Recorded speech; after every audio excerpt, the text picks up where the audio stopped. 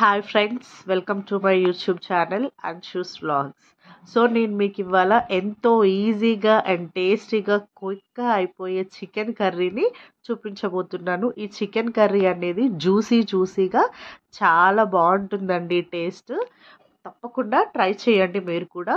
So మనం ఈ chicken కర్రీని చేయడానికి కావాల్సిన ఇంగ్రీడియంట్స్ చూసేద్దాం. సో ముందుగా గిన్నె తీసుకొని దాంట్లో ఆయిల్ వేసుకొని ముందుగానే పక్కన పెట్టుకున్న మసాలా దినుసులు వేసుకోవాలి.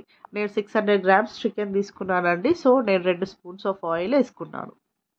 సో ఈ మసాలా దినుసులు వేసుకున్న తర్వాత దీంట్లోకి కరివేపాకు, అలాగే ముక్కలుగా కట్ చేసి పెట్టుకున్న 2 పచ్చిమిర్చి ముక్కలు అండ్ ఆనియన్, మీడియం సైజ్వి 2 ఆనియన్స్ తీసుకున్నానండి. ఈ ఆనియన్స్ మనము ఎక్కువగా వేసుకుంటే చికెన్ అనేది గ్రేవీ ఎక్కువగా వస్తుంది. సో మీరు ఒకవేళ గ్రేవీ ఎక్కువ కావాలి అనుకుంటే కొంచెం ఆనియన్స్ ఎక్కువ తీసుకొని సన్నగా కట్ చేసి పెట్టుకొని వేసుకోండి. సో ఈ ఆనియన్స్ వేసిన తర్వాత కొంచెం ఆనియన్స్ తొందరగా ఉడకడానికి కొంచెం సాల్ట్ వేసుకొని మూత పెట్టుకొని ఒక 2 మినిట్స్ ఉడికిస్తే సరిపోతుంది. చూడండి గోల్డెన్ కలర్లోకి వచ్చేసాయి. అండ్ ఈ ఆనియన్స్లోకి కొంచెం పసుపు, అల్లం వెల్లుల్లి పేస్ట్ వేసుకొని వేగనివ్వాలి. ఈ అల్లం వెల్లుల్లి పేస్ట్ అనేది కొంచెం పచ్చివాసన పోయేంత వరకు ఉడికించుకోవాలి. నాన్ వెజ్లోకి ఈ అల్లం వెల్లుల్లి పేస్ట్ అనేది అప్పటికప్పుడు నూరుకొని వేసుకుంటే టేస్ట్ చాలా బాగుంటుందండి. సో మీరు పక్కా ట్రై చేయండి. సో ఇప్పుడు ఈ అల్లం వెల్లుల్లి పేస్ట్ వేసిన తర్వాత చికెన్ వేసుకొని ఒక 10 నిమిషాలు ఉడకనిస్తే చూడండి ఎంత కలర్ఫుల్గా ఉందో. ముందే పసుపు, అల్లం వెల్లుల్లి పేస్ట్ వేసుకున్నాం కదండి. సో చూడండి,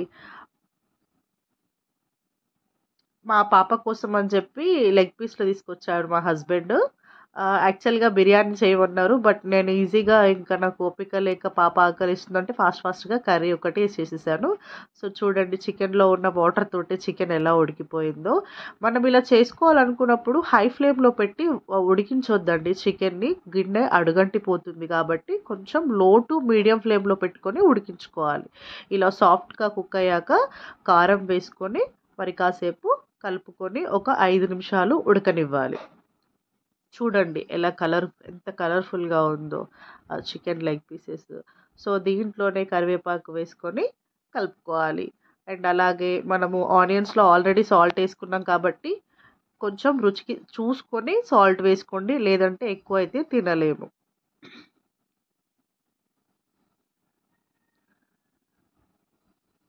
ఎంతో టేస్టీగా చాలా బాగుంటుందండి. చూడండి ఆనియన్స్ వేస్తే గ్రేవీ ఎలా వచ్చిందో.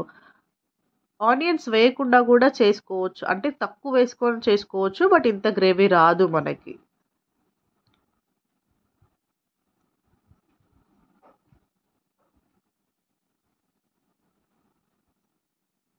సో ఎంతో ఈజీగా అయిపోతుందండి ఈ చికెన్ అనేది.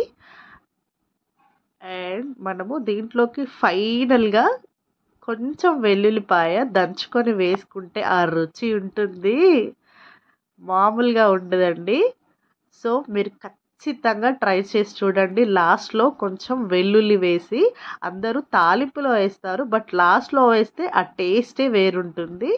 అండ్ ఫైనల్గా కొత్తిమీర వేసుకొని సర్వ్ చేసేసుకోవటమే. సో నేను మీకు ఆల్రెడీ టేస్ట్ ఎలా ఉందో చూపించాను కదా, చాలా బాగుందండి. సో మీరు కూడా ట్రై చేసి అండ్ మీకు టేస్ట్ ఎలా వచ్చిందో నాకు కామెంట్ బాక్స్లో కామెంట్ చేయండి. అండ్ మీరు ఎవరైనా ఛానల్ని సబ్స్క్రైబ్ చేసుకోకపోతే